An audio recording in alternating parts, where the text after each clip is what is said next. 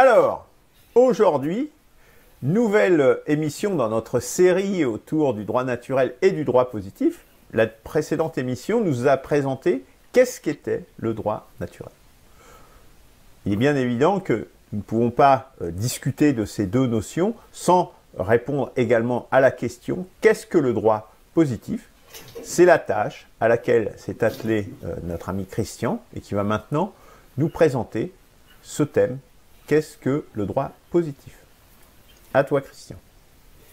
Merci, Luc. Qu'est-ce que le droit positif? Alors, tout d'abord, pourquoi parler de droit positif, pas de droit tout court? Alors, est-ce qu'il y aurait donc un autre droit, ou pourquoi pas plusieurs autres droits, qui ne seraient pas positifs, eux, mais qui seraient affublés d'un autre épithète? Par exemple, droit négatif, droit permissif, droit attributif ou même droit naturel. Chaque ethnologue du droit peut bien sûr décider d'identifier différentes composantes de ce droit en tant que sorte d'unité de base structurante à l'image des anthropologues structuralistes qui recomposent la nature humaine à partir d'une mosaïque d'éléments constitutifs. Mais, d'abord, et avant d'aller plus loin dans cet épais maquis, première question, qu'est-ce que le droit tout court?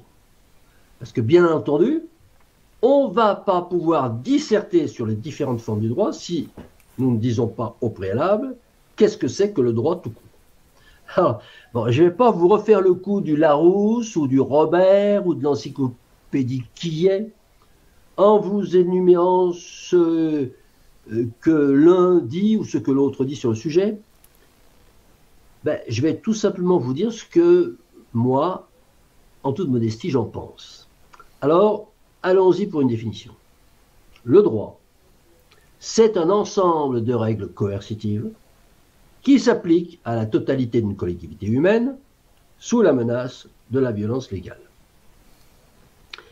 D'après cette définition que je pose, on voit donc que le droit, c'est une construction spécifiquement humaine et qu'il est très facilement identifiable. Ce droit, il est très facilement identifiable, il est très facilement constatable.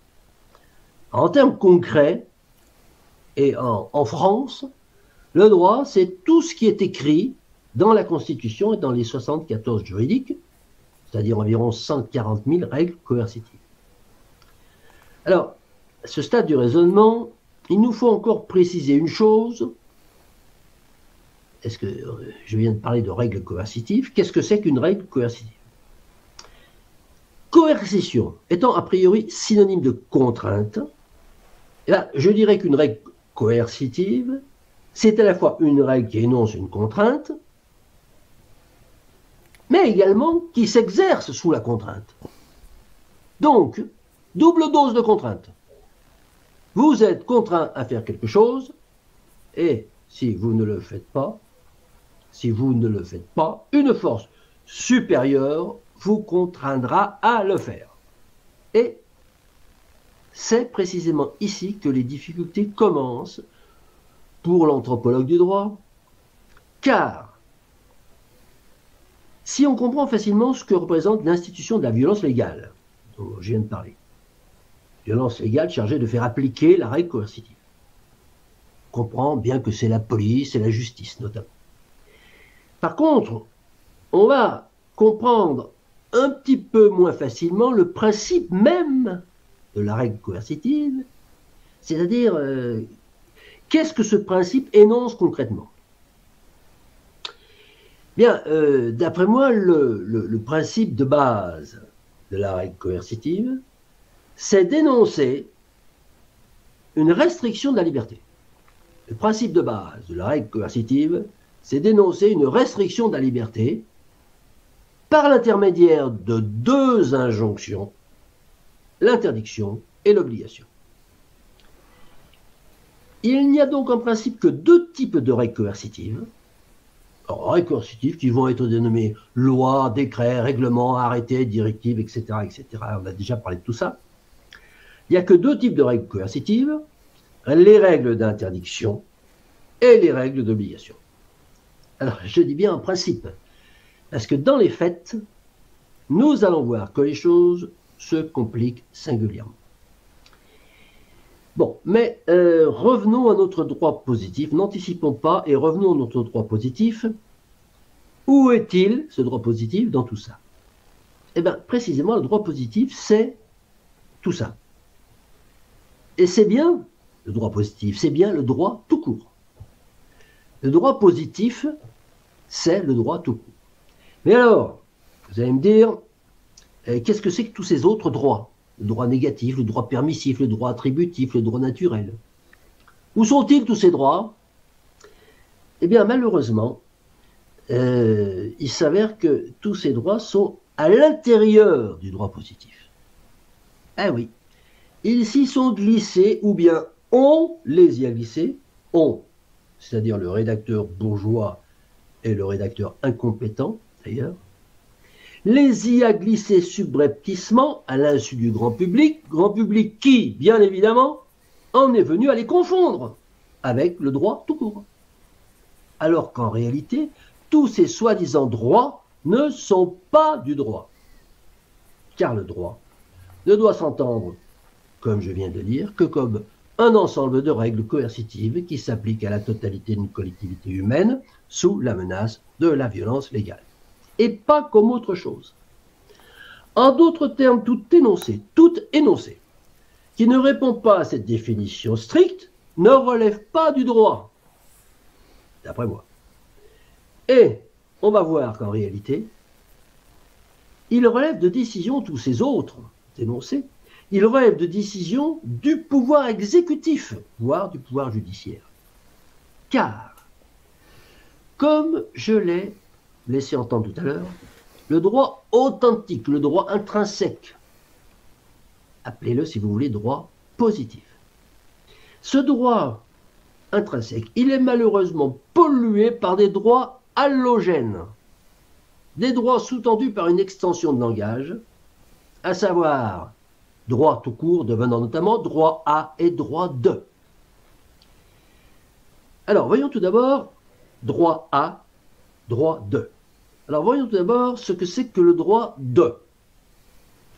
Cette notion du droit de, à la base, c'est ce que j'appelle également le droit permissif, qui est une sorte d'aberration juridique, puisque l'un des fondements du droit, c'est précisément d'énoncer que tout ce qui n'est pas interdit est autorisé, voire l'article 5 de DDHC, qui dit « tout ce qui n'est pas défendu par la loi ne peut être empêché ».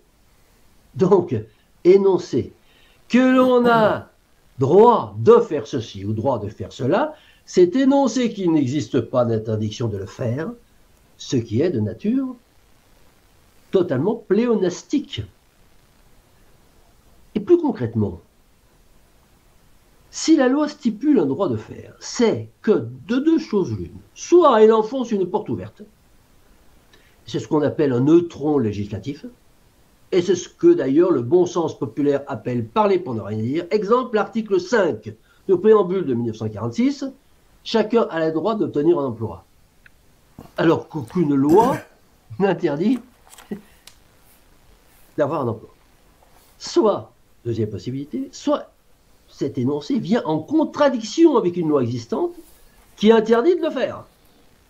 Exemple, l'article 2 de la DDHC, la liberté est un droit prescriptible de l'homme, alors que tout le corpus législatif en dessous ne fait que restreindre cette liberté. Ce qui, dans un cas, le premier cas, comme dans l'autre, le deuxième cas, n'a aucun sens. Voici pour le droit de. Maintenant, voyons ce qu'on peut dire du droit à, qui est un droit qui a tendance à s'amplifier. La notion de droit à est toutes les soi-disant lois qui instituent ce type de droit. Parce que le champ du droit à, comme je dis, qui a tendance actuellement à s'élargir de plus en plus considérablement dans notre société, ce champ recouvre toutes les mesures qui attribuent quelque chose aux citoyens, et c'est ce que je dénomme le droit attributif. Il faut au préalable, encore distinguer plusieurs variantes du droit A, du droit attributif. Deux variantes évoluant entre deux extrêmes que sont le droit attributif universel, c'est-à-dire droit que tout citoyen peut recevoir, et le droit attributif, réservé à une certaine catégorie de citoyens seulement. Deux extrêmes, en passant par toutes les nuances d'un droit attributif optionnel, plus ou moins optionnel, dont le citoyen peut bénéficier si cela lui chante ou pas. Mais, quelles que soient ces nuances, tout ce droit attributif n'est pas du droit à proprement parler, car il ne satisfait pas à la condition de coercition énoncée précédemment. Il recouvre tout simplement une partie de ce que j'appelle les commandements opérationnels, c'est-à-dire la mise en œuvre de moyens d'ailleurs souvent purement financiers, par le gouvernement à l'aide de fonds publics. C'est-à-dire, encore et toujours, tout sauf du droit, au sens propre. Enfin, il y a encore ce qu'on appelle le droit naturel, qui lui non plus n'est pas du droit, puisqu'il énonce toute une série de besoins, alors certains étant objectivement fondamentaux, alors besoins de l'homme, certains étant objectivement fondamentaux, comme manger, dormir, respirer. D'autres le sont plus subjectivement, comme la liberté, la propriété, la santé, et puis d'autres encore plus hypothétiques, comme la résistance à l'oppression. Autant de besoins naturels de l'homme qui sont généreusement énoncés depuis des siècles, avec différentes variantes, mais dont personne n'a encore compris aujourd'hui comment ils pouvaient être traduits en termes de droit tout court, c'est-à-dire de droit positif, et ça veut dire comment ils peuvent être applicables à l'ensemble de la collectivité sous la menace de la violence légale. Voilà donc pour cette petite présentation sur le droit positif. D'accord avec toi, Luc, lorsque tu as dit que j'aurais dû citer l'utilitarisme, Bentham, etc., qui n'a peut-être pas été le premier, mais enfin qui a exprimé qu'il n'y avait pas à peine de faire de référence au juste, même sous forme de prétexte, pour écrire du droit, mais qu'il fallait écrire du droit utile.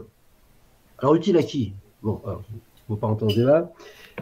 Et qu'on arriverait forcément au bout du compte à quelque chose qui serait adéquat. Comment c'est le terme adéquat? Je pense que ça veut dire adéquat. Mais bon, c'est vrai que c'est quelque chose qui se retrouve dans l'historique de la philosophie du droit. Voilà, effectivement, ça compléterait ce que j'ai dit de façon tout à fait opportune. Ensuite, alors, Jean-Charles, tu as appuyé exactement là où il fallait, parce que ce qui me frappe, moi, et ce qui me gêne, c'est la confusion du grand public, précisément, entre ce que j'appelle le vrai droit et ce qui n'est pas du droit. Alors, ça serait somme toute simplement une question effectivement de convention, comme tu dis, hein, ça c'est le truc aval. Hein, oui. C'est une convention, bon, on a convenu, on appelle ça une loi, on dit c'est du droit, c'est pas du droit, c'est pas grave. Non, ce serait pas grave, c'était simplement une histoire d'abus de langage de convention. Non, c'est grave parce qu'en fait, en toile de fond, c'est comme ça mon analyse, c'est la confusion, et ça c'est un de mes grands thèmes de bataille, entre le pouvoir législatif et le pouvoir exécutif.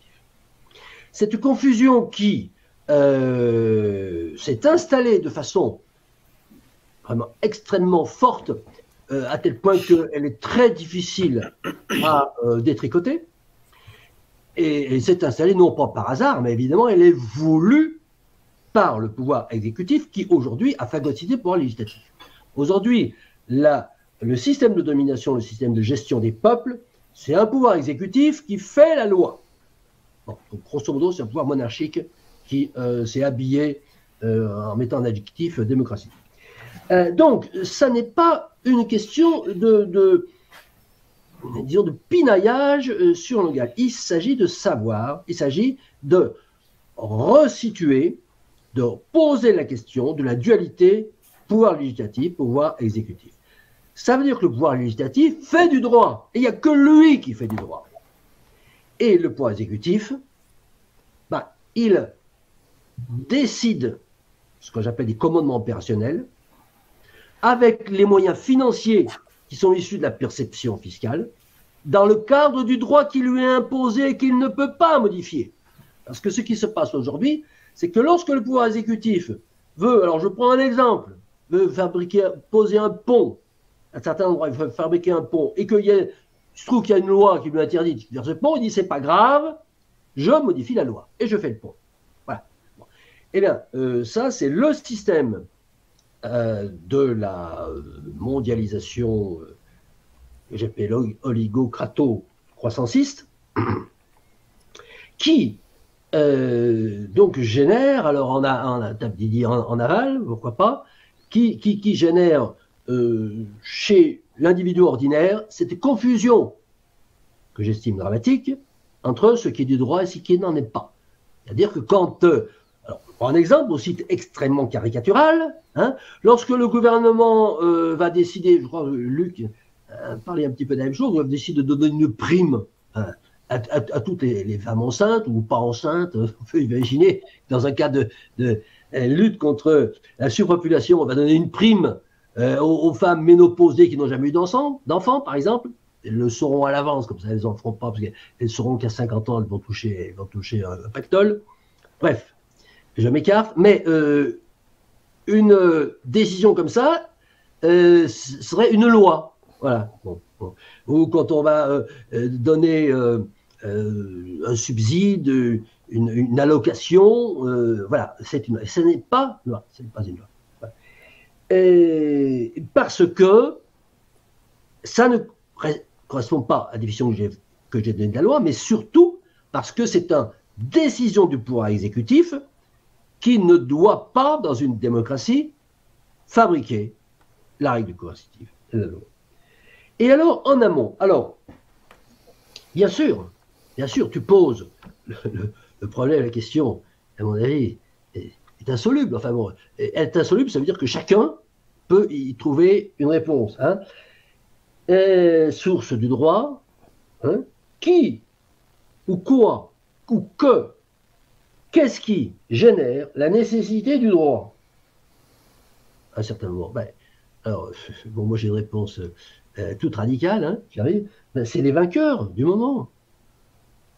Tu sembles penser qu'il y a une espèce de loi universelle. Alors là, on rejoint, disons, je dirais, l'illusion du droit naturel, qui fait qu'à un certain moment, les sociétés humaines ont fabriqué du droit parce que ça correspondait à une certaine éthique, vision de l'homme.